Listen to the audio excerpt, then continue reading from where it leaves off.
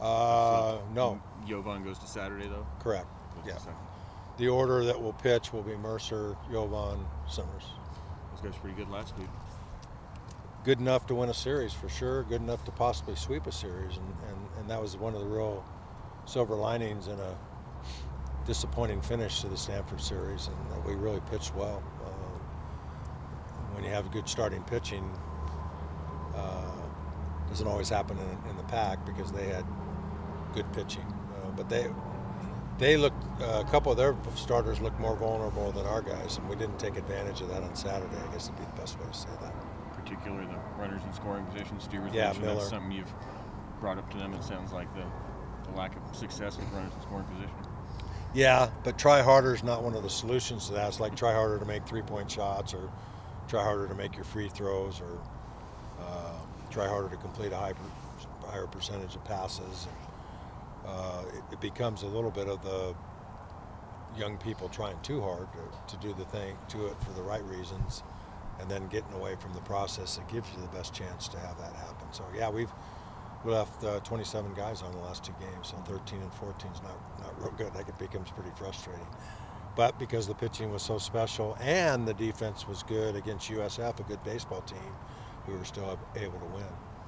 You come back here, you guys are tied with Wazoo. I think there's about 4 or 5 teams at that 3 wins. This could be kind of a separation weekend if somebody takes advantage. Yeah.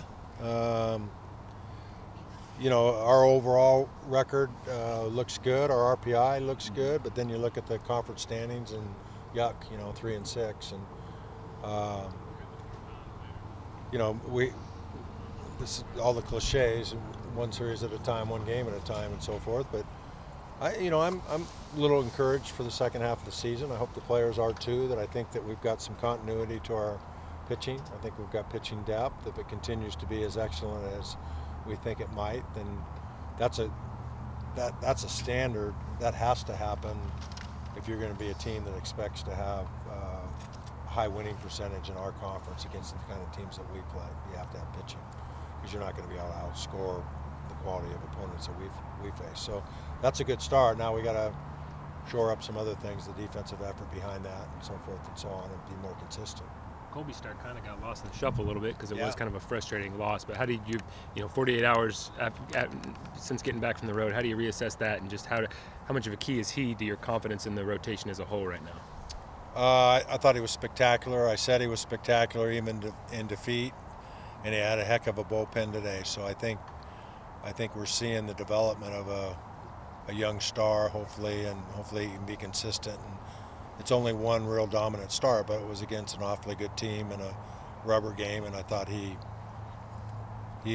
held up really well in that. So hopefully he can continue down those lines. And we all know that Mercer's a confident young man, and Jovan's a confident young man. So it isn't going to be nerves or tentativeness that get in the way of those two guys. How much of a different look too does Colby present than those Yeah, two he's guys? a lot different. Not only because he throws with a different hand, but his manner of attack's a lot different than those two guys. And I'm sure he'd like to throw 95 or 96 too, and we'd like him to as well with that curveball and changeup. But there's a lot of different ways to get hitters out, and he does it just as effectively, if not more, than anybody we have.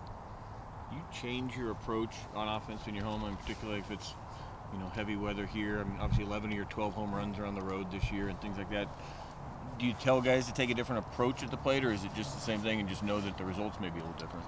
No, I think that in itself talks about daytime baseball in Southern California or Arizona versus sometimes up here in the Northwest. So we play offense a little bit differently. Yeah, we let them hit away a little bit more and don't play for one run quite as frequently, and so we try to play to the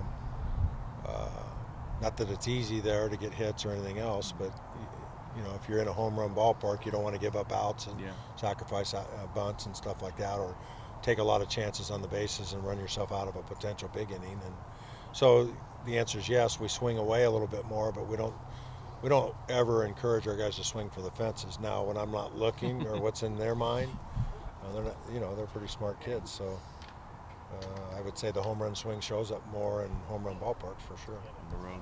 Yeah. Sometimes that becomes a slump maker too. You know, as Yeah. they say, a mature professional hitter, after he hits a long pull home run, doesn't try to hit a longer pull home run. He tries to hit the next ball the other way. That's a mature hitter, because he know the slump makers are you start pulling off and your swing gets longer and slower and stronger and all those things that don't match up to having another long home run, so to speak.